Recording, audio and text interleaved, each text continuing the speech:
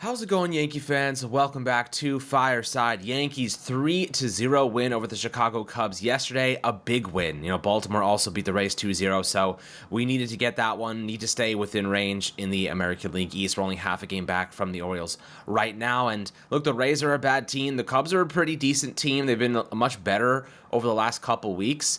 The Yankees have, they're going up against Javier Assad today with Clark Schmidt on the mound, and Schmidt coming back from a lengthy spell. His last appearance in the majors was on May 26th against the Padres, so a long, long time ago. We're going to talk about the returning guys today, the corresponding moves, and of course, the performance of Luis Gil from yesterday was excellent. Luis Gil looked like his usual self, and very, very encouraging start for the Yankees, who need Gil to be at his best going into the postseason. At this rate, if he keeps doing stuff like that, I think, Ryan, we'll have to have a serious conversation about him being a part of that starting rotation. Just because of the volatility they experienced from guys like Stroman, Cortez, Rodon, and Rodon's looked better. He's trending in a better direction at the very least. But, Ryan, thoughts on Clark Schmidt today, returning from injury? What do we need from him? What are you expecting in his first game back from the right lat issue? Yeah, so, the one thing I wonder about is just command returning from injury. Pitchers typically struggle with that. We saw Garrett Cole really struggle with that early on. Finally got himself back on track. I don't think it's fair to compare Schmidt to Gil in terms of their layoffs. Gil was out for 15 days, and he was immediately built up to 80 pitches. Clearly, he wasn't even shut down from throwing, I think, at any point in time. So, Clark Schmidt's been shut down from throwing for a few weeks, that has ramped back up. I hope the command can look the way it did pre-injury, but, just got to give it some time there. So if he has a rough one today, I'm not really going to start sounding alarm bells as long as the velocity is there and he walks out of the start healthy. In terms of how his stuff looked in his rehab outing, I have his numbers from his AAA start, which, brief start. He threw 55 pitches, so not really comparable to a game in which he'd be throwing, closer to 70, 80, 90, probably closer to 80, 90 to 100. But cutter stuff plus was there, 107 to 107. The sweeper stuff plus was 108 to 105. So, that pitch did take a little bit of a hit, but that's because it wasn't getting as much lateral movement. I wonder if that is a mechanical thing, something he can just kind of, get out of pretty quickly. His knuckle curve, it had a 115 stuff plus compared to 118. So, pretty in line. The sinker stuff plus was 97 to 96. So his entire arsenal, 106 to 107, pretty in line. He missed some bats. He was able to locate pretty well in that outing. He didn't walk a ton of batters in his rehab outing, but that's still a little fluky because minor league hitters will chase more often than major league hitters. It's not particularly fair to say, oh, he's got great command because he's not walking guys. And also, command isn't just not walking people. Command, location, like hitting your spots so you don't get damage contact, all that stuff. But I can say with confidence the stuff is going to look good. I just need to know what the command looks like. And Schmidt is somebody who's on the bubble of whether they're going to be a starter or a reliever because we don't know how they're going to look, how he's going to look post-injury. But I would say if Clark Schmidt pitches anything like he did to start the year, he will 100% be a starter on this team come the postseason. He misses bats. He isn't a giant risk to allow damage contact. Lefties have hit way worse against him this year than last year. He got really good at not throwing the sinker a ton and throwing his breaking balls and trusting his secondary stuff. The cutter's really taking a step forward. So I'm hoping Clark Schmidt is a good pitcher because I think he's more than capable. It's just a question of how fast he can get acclimated to Major League Baseball again. Yeah, exactly. It's going to be how fast he can acclimate. Now, he did have 3 rehab assignments, 2 in AA, 1 in AAA. Gave up a couple earned runs, but the strikeout stuff was there, man. I mean, he was K-ing batters, and that's what Clark Schmidt was doing before. Now, he has been using, or was using, over about, 60.2 innings, that sample before the injury. He was using his cutter a lot, and it was a nice combination between his cutter and sinker. The cutter, it does a job. It's really a strikeout pitch, and, with that movement, but his knuckle curve, his sweeper, that's his bread and butter. Like, that's where he really makes a living. The question is, the movement going to be the same. The velocity, we'll be keeping a close eye on that today. But he, the rehab assignments look strong. The Yankees wouldn't have brought him back if he didn't. And I think that, look, Clark Schmidt could be a really, really important piece to this team down the stretch. Not just because he can fill a starting rotation spot. And, of course, we'll see about maybe 3 starts of him, maybe 4 for lucky at the major league level before the playoffs roll around. That's enough to say, all right, he's pitched really well. We want him in the starting rotation in the postseason, or we use him as a relief arm. And by the way, like Schmidt has a lot of experience in the bullpen, so this is not a bad situation for him. We heard Luke Weaver yesterday saying he blacked out. The adrenaline was so crazy because he was closing that game, and it was scary. You're asked to do a really specific job in a high leverage moment. Yankees had a 3-run lead, but still, it is intense. Clark Schmidt as a starter, I feel like high leverage doesn't really phase him. Just being a starter in general, like you're asked to be the guy. Those intense moments, you're used to it. So, Ryan, looking at Clark Schmidt, what he can offer this team, even if he has a really good 3 starts and the Yankees don't necessarily trust him just yet, what is his importance as a bullpen arm in the playoffs? If that's the road that the Yankees want to go in, what kind of role do you think he could carve out for himself there? How would you think they could use him? In the case of Clark Schmidt, again, I strongly believe he should be a starting pitcher. And I look at some of the veteran guys in this rotation, the Rodons, the Stromans and Cortez of the world.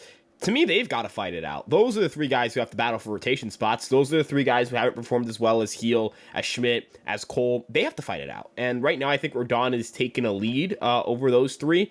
He's pitched a lot better as of late. I think recent performance, recent trends, especially when it comes to pitching, plays a huge role in decision-making because pitch usage can change, stuff can change. It can either deteriorate or improve throughout a season. For most guys, it deteriorates. So, you have to factor that in when you make your decision to start a guy. Rodon also makes $162 million. I'm pretty sure he'll get the ball in the postseason to get at least 1 start in. And I wrote about this, and I think this is something that I would go with. I would roll with Nestor Cortez in the bullpen. I'm not really sure what role I'd have for Stroman. I think that's a different conversation entirely. But Nestor Cortez is really damn good first time through the order. This season, he has a 2.98 ERA and a 3.28 FIP with a 26.6% strikeout rate first time through. If I had a reliever give me a 2.98 ERA and a 26.6% strikeout rate from the left-handed side, they would probably close for this team. They might close for this team if we had a lefty that good. I'm not saying that Cortez is going to put up a 2.98 ERA in the bullpen and a 26% strikeout rate. That would immediately make him one of the more valuable relief pitchers in the American League. But the numbers speak for themselves. And in his entire career, even last year, this was crazy to me. Last year was awful for Nestor Cortez. Pretty sure he had an ERA of 5-something.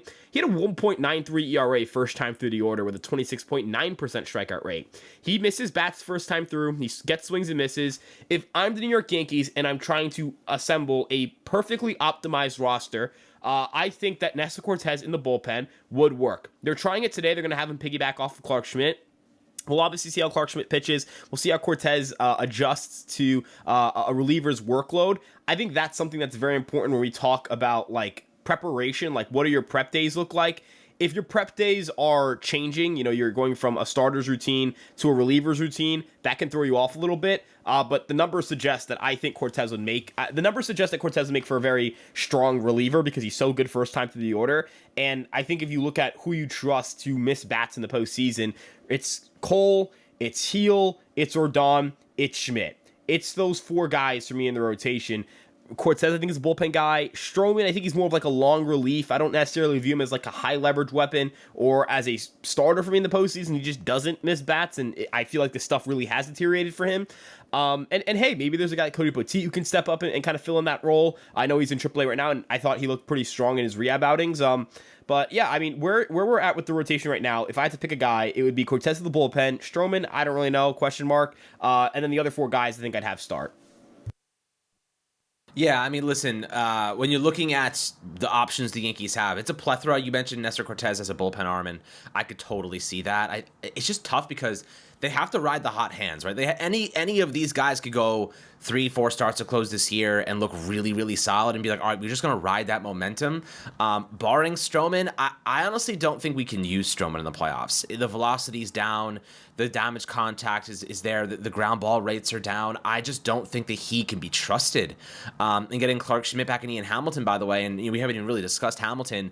Hamilton's a guy that can close games for you. The ERA this year, obviously not great. He didn't look that good early in the season. I think injury definitely played a part in that. But if Ian Hamilton comes around here and shows what he can do and really turns back the clock to last season, he is going to be a piece that Aaron Boone leans on as a closer, as well as a setup man, middle inning guy. Like, he can do it all for you, but they want him in high leverage moments. The guy is fearless, and I think that we saw what Luke Weaver could do yesterday. The good strikeout stuff, good swing and miss stuff. More composed than Clay Holmes. I think he's just like Clay Holmes is when he's on and he's locating his stuff, is untouchable. The problem is, and any given day, Clay Holmes could be throwing absolute goose eggs, right? He could be throwing absolute just like eyes closed, 7 drinks deep at the bar. You're throwing darts, buddy. Like you don't know where any of these freaking pitches are going. And sometimes that's good because if it's around the strike zone, those pitches, if you don't know where they're going, the batter certainly doesn't know where they're going.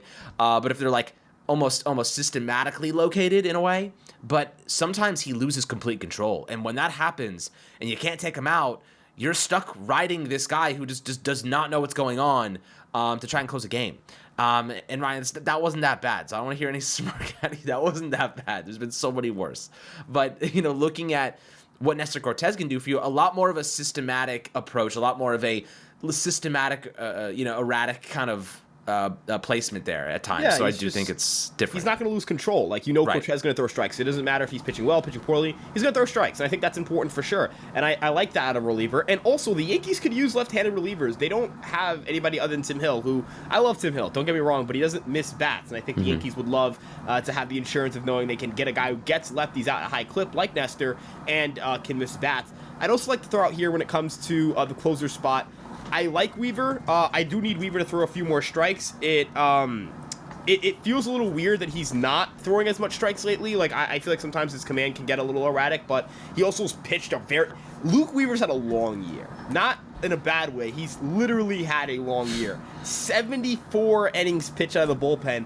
This guy's been wearing it for this team. He's been throwing a ton of innings. I think the stuff is plus for Luke Weaver. When you look at stuff plus, and it's kind of ironic I'm saying plus and then stuff plus, he has a 123 stuff plus. I think mechanically there are a couple of things that are kind of going sideways, but I think that's something you can correct. And if you wanted to ask me again, like if I got the pick as to who I'm closing, I would love to pick Tommy Kahnle. I feel like Kahnle does so many things well. And I value Weaver's ability to go multiple innings, so that's kind of where I'm at. But I also think the Yankees should play matchups. I think Aaron Boone managed yesterday's game so well. Like, it's so weird because that Texas series, I felt like he managed the Clay Holmes game specifically terribly. I thought he laid an egg managerially. He tried to set himself up to win on the final game of that series. They didn't have a lead the entire game, and they weren't going to have a lead because they were at a mismatch in the rotation. They had Stroman versus Eovaldi. Eovaldi's a much better pitcher than Marcus Stroman, and the offense was, they played well, but your bullpen, your bullpen was depleted anyways. Might as well just dump the whole mag, get it over with. But kind of steering it back to yesterday's game, they had Kahnle come in when the Cubs lineup was full of lefties, and he eviscerated them. And I hate when people go, "Why does Tommy Kahnle throw so many changeups? Oh, what?" No, it works. It works, folks. Tommy Kahnle, yeah. When Tommy Kahnle's in a jam and it's 3-2, he's throwing the changeup. Doesn't matter if it's the 5th, 6th, 7th time in a row. It's a nasty pitch. It's gross. Batters can't hit it. They have like a 40% whiff rate. Their average exit velocity is like 82 miles an hour. If a major league player had an average exit velocity of 82 miles an hour, they wouldn't play. Like, they wouldn't. I don't think there's a single major leaguer who would get consistent reps with that EV. So Kahnle's changeup's nasty. He's going to throw it a ton. I thought that was a great move by Boone. Having Cousins come in when there was a slew of righties, great move. And then having Weaver close at the game, like, he really set up his bullpen perfectly there. And those three guys have been money for the Yankees this year. Kahnle, Weaver, Cousins. Those three guys have kind of stood out to me as like their trio of guys. Holmes has to get back online. And that's something that I'm going to emphasize. And Boone is going to manage games where he's going to try to bring in Clay Holmes and get him right. Because if you're going to win in October, you need Clay Holmes to be right. It's just a fact of life. If people don't want to hear that, if people don't like that, too bad. Like, that's how they're going to view it. And that's kind of how they have to view it. Because you think Leiter's more talented than Holmes? No. No disrespect to Tim Hill. Is he more talented than Holmes? No. I'm sorry. No. I don't, is Efros, Trevino, Poteet, any of these guys we're going to talk about? No. Answer is just straight up no. I think Holmes has things he has to work on mechanically. I'm pretty sure they publicly admitted that as well. I think there was a quote from Aaron Boone about, like, mechanically he has to get back online. Holmes has to get right. He does. I think he's capable. His stuff is still really good. He has 2 great sliders. The sinker has taken a huge hit, and that's where I'm really concerned, and we've been documenting that all season. If you have followed this channel from really the start of the season till now, The sinker has been a pitch we've talked about as like, what's wrong here? And the sliders have been pitches we've consistently praised. So I think Holmes is at his best when he's throwing his slider 50 to 60% of the time. They're going to have to get him back online. They just do. And, harkening back to a guy like Tim Hill, I think, is an important part of this bullpen. He's becoming one. And then Ian Hamilton, he's back from the IL. We'll see how he pitches, because if he could be the Ian Hamilton we saw in 2023, now you've got 4 guys who are like, those are my ride or die guys. Holmes kind of in that bubble tier, and you just kind of figure it out from there. You got 5 arms right there. You got 3 spots that are kind of up for grabs. I imagine Hill can grab one of those spots. I think Leiter may grab one of those spots, but I would advocate against that. They have guys like a Lou Trevino coming back, although his stuff is kind of taking a hit in AAA, so I think they're going to want him to build up a little bit. And then on the starting side of things, again, you have 6 starting pitchers. You can transfer 2 of them to the bullpen. It'll just be interesting to see what they do there. So the real big thing that's going to hurt this team in the postseason, I think, is their bullpen. It's not going to be the rotation, in my opinion. It's not going to be a lineup. If they get burned in the postseason, it'll be by their bullpen, because that's where they're weakest right now. But I still think there are signs of hope to say, hey, they can get hot for a month or 2. Absolutely. They can absolutely get hot for a month or 2. And that's really what the Yankees are hoping for guys to get hot over the next couple of weeks and going into the playoffs. And Luis Gil, a guy that showed up and put together what was a tremendous performance yesterday. Didn't give up a single run over 6 innings. I think he tossed like 86 pitches. They pulled him a little early. Wanted to give him a little bit of rest coming off of that injury spell with the back issue, but 7 strikeouts. I mean, listen, I know there was some fastball velocity that might have been down. I think I read on Twitter at one point, but clearly he was locating well and, working his way back up. So I'm not really concerned about that. But listen, like this team, it's kind of annoying, Ryan, because we talk about this all the time, but the Yankees have just as much talent as anybody else, right? Any other team in baseball, and every team has their red flags right now, whether it be the Dodgers or the Brewers or the Orioles. Every team has their weaknesses. The Yankees are not exempt from that, obviously. But most importantly, this team has the talent. Nestor Cortez was an all-star 2 years ago. Carlos Rodon was one of the best starters in the game 2 years ago, and his fall-off will be well documented by us and many others. And Garrett Cole is a Cy Young Award-winning pitcher. Aaron Judge is going to go down as one of the best ball players to ever live. Juan Soto is in the same freaking category as that. He's 25 years old, will go down as one of the best ball players to ever live. And the Yankees can't get to a World Series? Listen, Ryan, this might be like the coldest or hottest take. It's not that hot. But if the Yankees can't get to a World Series with the amount of talent they have, it is a coaching problem to me. Not a personnel issue. These guys are talented. They need to figure out how to maximize them, keep them healthy, and get the most out of them. Instill confidence. I think when it comes to guys like Clay Holmes, give him some confidence. You want to know the best way to do that? Have him pitch some middle inning stuff. Just build some confidence, build some momentum, and then get him back into helping you close games. That's the best thing that Clay Holmes can do. It's rebuilding his Clay Holmes isn't sucking because his stuff is bad. His underlying metrics are ridiculous. He's sucking because he's mentally lost sometimes. He even went up there and said after the game, I didn't feel like I had my best stuff today. That's a mental problem. That's not a physical one to me. You know what I mean? So I feel as though this team has tons of talent, but mentally, they're compromised at times. Confidence-wise, they're compromised at times. They're sulking, hanging their heads. Don't even get me started on the lack of freaking hustle from some players. Unacceptable. If you're beat up, banged up, you should not be starting freaking games with the Yankees, right? I think that's pretty clear. Yeah, look, here's where I'm at with kind of, I guess, non-baseball stuff. So, we're talking culturally, off-field, those kinds of things. On one hand, I think on the pitching side, the Yankees do a very good job of emphasizing the right things. They emphasize, hey, we're going to take your best pitch and we're going to have you emphasize it. We want you to throw your best stuff, right? That's what we want. That's what you want a good pitcher to do. A good pitcher throws their best stuff as much as possible. I think, this pitching staff, people go, well, has Matt Blake lost his touch? Can we listen to the names we're talking about here? Tim Hill, 36-year-old Tim Hill. Jake Cousins. Tommy Kahnle at age 35, right? Luke Weaver, Weaver, Hill, and Cousins were all guys the Yankees picked up for a grand sum of about $4 million total, right? These guys are not big names, you know what I'm saying? So when these 3 guys are able to step up and be big time arms for you, that's a strong reflection of your pitching staff or pitching coaching. Same goes for the leap Clark Schmidt has taken. Luis Gil this season. Getting the production you've gotten from those two guys, that's a reflection of player development. The leaps Austin Wells has taken, on the offense side of the ball, this is probably the best lineup the Yankees have had in the Judge era, in my opinion. This lineup does run pretty deep, and that's without mentioning, and this is where I wanted to lean it to. The problem where the Yankees, the problem I have with the Yankees is that reps don't seem to be handed out based on merit right now. Left field is obviously the number one place where we talk about, like, Dominguez should be up, Verdugo shouldn't, right? Like, that kind of thing. But I think it goes beyond that. LeMahieu got to keep, like, they ran him until they couldn't anymore. And I feel like that never made sense.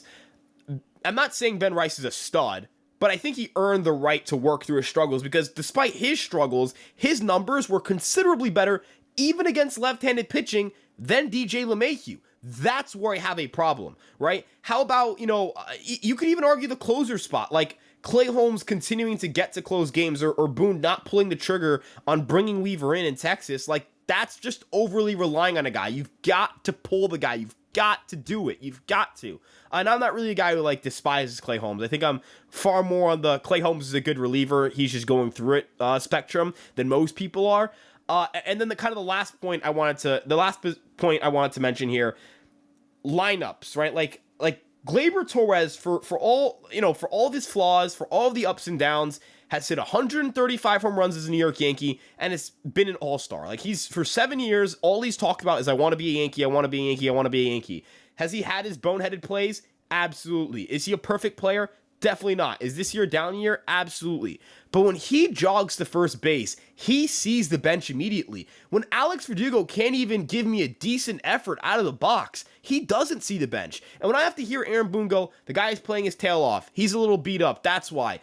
You're making excuses for him. I don't hear these excuses for Gleyber. Do I get to hear if Gleyber is banged up when he jogs to first? I don't get to hear that. I don't hear he's playing his tail off lately. I see the guy on the bench, right? Why don't I see that with Verdugo, right? Like, it feels like, and if you want to say, okay, well, Dominguez, he's a rookie here, asking him to do a lot coming up, fine. Trent Grisham has a higher OPS than Alex Verdugo. The guy never sees the field. Even when he's hot, he doesn't see the field. So I just have a question, like, if you're Trent Grisham, and you're like, dude, I'm better than the guy playing in front of me, and I'm playing better as of late, and I don't get to play, does that tell you that you ever had a shot to play on this team? Or does that tell you that they had a guy in mind, they think he's better than everybody else, and, that's how it's at? So I think their cultural problem is that they are so beholden to what they believe, even if those trends are going in the opposite direction, and they're picking favorites. They just are. They can tell you they're not. I'm sorry. There is some form of favoritism here based on the way that some of these guys get treated when they don't hustle, when they don't play well, when they're slumping, when they're banged up. Rizzo got 2 games off when he was slumping. Gleyber got 2 games off when he was slumping. What has Verdugo gotten when he was slumping? Leadoff spot. Cleanup spot. Moving around the lineup. Like, come on. That's not cool with me. I think that's where I have a problem. But I want to tie this back to say this team can still win the World Series, right? Dominguez or not, like, this team has done what they've done all without Jason Dominguez. He is not their best player. He's not their best hitter. He's not their best outfielder. He is not a superstar yet. I hope he becomes one. I think he can become one. They have to focus objectively as we continue to talk about this team. We have to talk about who they are right now and what they have right now. If we spend every episode talking about Jason Dominguez, I could do it. I could do it, but you know what I mean, right? It's like, there are 26 guys, and we can't choose who they are, but these are 26 guys who are out there, and they got to play ball. What I did want to get your take on, Alex, was when a guy like John Birdie comes back, because I know he's not a pitcher. But he is coming back soon. He's hitting pretty well in AAA. Do you think he's going to challenge in left field? Because they have played him there. And, like, how do you see his role in this team? Because I don't really know where he's going to play, if he's going to play. You're talking about John, you said John Birdie? Yeah, Birdie. Okay, so the way I see John Birdie is the way that they probably viewed a guy like Duke Ellis right now, or a guy like Greg Allen in the past. He is going to be a supplement for injury, for fatigue, whatever it might be, a pinch hitter if the splits look better in his favor, but most of all, he is going to be a pinch runner in critical moments. If the Yankees find themselves in the 11th inning of a game, and they have a guy on second base automatically, and they need to score a freaking run, and it's the bottom of the 11th, and they have Gleyber Torres on base, or they have, I don't know, Anthony Rizzo on base. You want to know who's going to be running in his place? John Birdie, because he can turn a single into a run. Rizzo's not scoring on a single, my friends. He doesn't have that type of pace anymore, but Birdie can certainly do it. So he's a critical piece as a backup, as a reserve. You have to have competency at backup. He can hit in some better split situations, maybe over some guys that are struggling. If the Yankees find, oh, Alex Verdugo batting ninth right now is up against a lefty, let's just put John Birdie in there. You know what I mean? We can always move some pieces around. You can always move Jazz over into the outfield if need be, and you could put John Birdie at third base. You know what I mean? Like, that's, there's a lot of different combinations you can use, but it's good to have a piece like that. I see him as a reserve. I see him as a critical pinch runner in big moments. That is valuable. Like, do not undersell how valuable that could end up being in a big moment. So that's kind of how I foresee John Birdie's impact, when he does get back here. Yeah, and I would agree. I think there's kind of like that, like, kind of do-it-all gadget guy. I want to get him in left field. Like, if the Yankees are going to be, stubborn about not bringing Dominguez up, and the word I'm going to use is stubborn, because it is. It's wrong. It's not the right move, but I'm not going to harp on it right now. John Birdie, I think, can at least provide, like, just let him try to fight for the job, right? I think what everyone in Yankee land wants in left field is for there to be an open competition. For me to feel like, that job's up for grabs. It's not handed. You know what I mean? And I really despise the concept of somebody just getting a job handed to them. You know what I mean? I really don't think that's functional for a baseball team. I think that invites really poor clubhouse culture. And that's where I'm at with that. And I think Aaron Boone needs to kind of realize that too. And I don't know if I've seen some people suggest this, that's, Aaron Judge's buddy, that being Verdugo, and that's why that job isn't up for grabs. There's no confirmation on that. That's just kind of like a rumor. We know that Boone and Judge advocated for Verdugo. But with that being said, if you're the captain of the New York Yankees, right? Like, I promise you, Derek Jeter's buddy isn't playing more than you should, right? So I know I don't know if he is or isn't in the year, but I do know this is just a blanket statement. This is an indication of what of anything. I don't know anything, and I have sources. And if I did, I wouldn't say it on this podcast. Like, come on, guys, like that's a little much. If Aaron Judge is why Alex Verdugo is playing, Aaron Judge needs to be a grown-ass man. If Aaron Judge isn't why Alex Verdugo is playing, then Aaron Boone needs to be a grown-ass man. Whoever's making that call that Verdugo should play unquestioned needs to be a grown-ass man about this, or a grown-ass person. Not everybody in Yankee organization's a man. I'm just referring to Boone and Judge in that regard. Or just Cashman, maybe, Hal, I don't know. I think Birdie would be a fun option in left field. And actually, if you look at his defensive numbers in center field, they're not bad. I'm not saying center field and left field are comparable. I know Yankee Stadium left field's weird. His numbers, he's been competent, in left field, he has +2 defensive runs saved and +1 outs above average. And in right field, it's 0 defensive runs saved, 0 outs above average. Center field, he's been teetering below average. Hey, man, he's not a bad outfielder, and we know he's fast, so who knows? He's fast, he's scrappy, and the Yankees also need help against left-handed pitching. They need more right-handed bats, so I don't view Birdie as a slug or anything, but as you mentioned, an important piece, at least even in a pinch-running role, they could be faster. Absolutely. I mean, yeah, we're going to see him make an impact at some point. I do believe that. But look, this team is getting a lot of reinforcements right now. The pitching, some offensive pieces. Of course, Rizzo's return is imperative to the equation. But guys, always happy to hear your thoughts down below in the YouTube comment section. Make sure to like and subscribe as always. And we'll catch you guys on the next Fireside Yankees episode.